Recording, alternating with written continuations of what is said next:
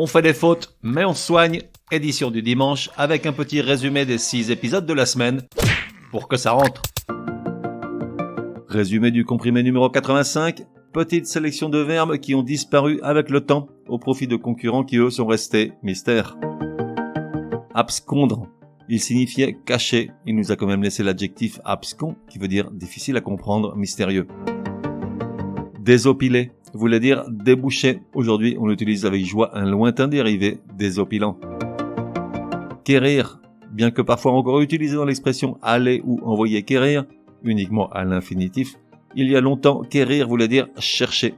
Aujourd'hui, curieusement, on utilise encore les verbes dérivés s'enquérir et requérir. Poire.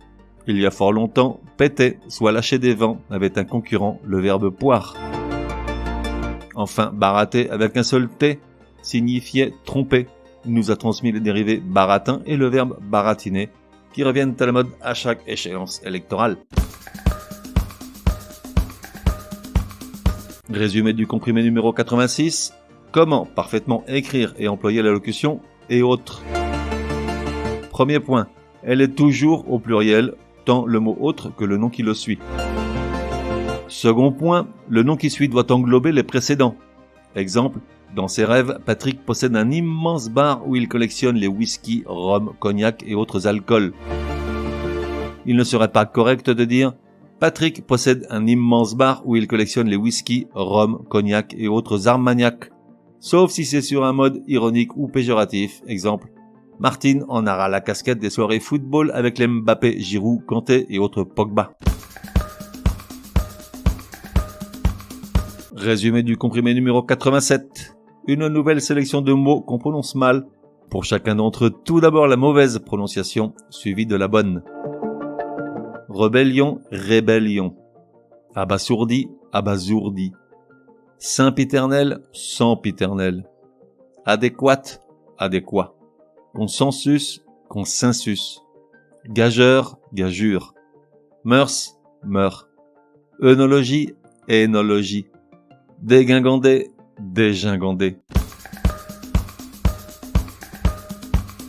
Résumé du comprimé numéro 88. Poupette un rôle numéro 3, que peuvent bien vouloir dire les mots abolique, turiféraire, pendiculation, flavescent.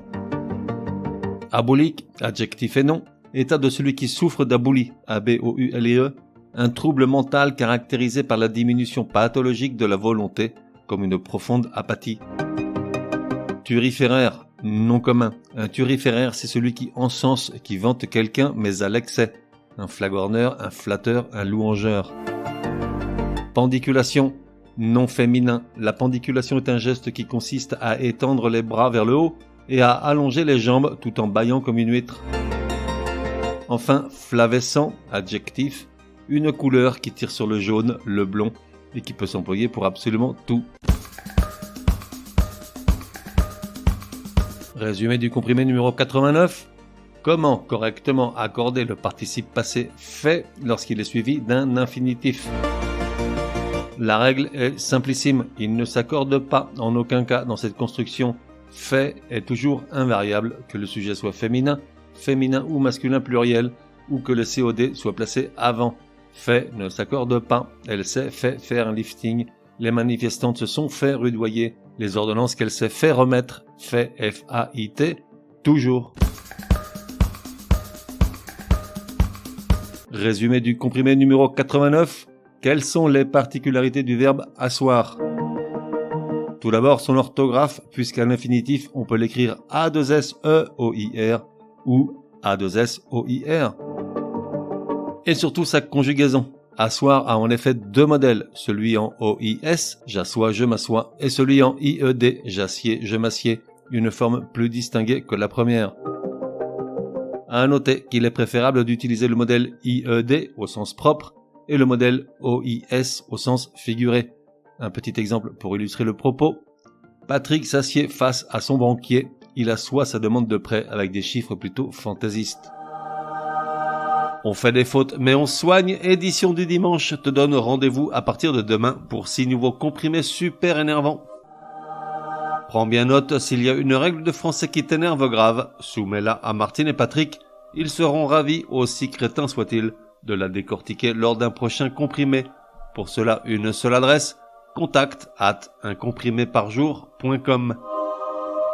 Enfin, n'oublie pas de laisser un chouette commentaire et tout un tas d'étoiles sur ta plateforme de podcast préférée. Ça serait drôlement chouki. Pour le reste, café et à la messe.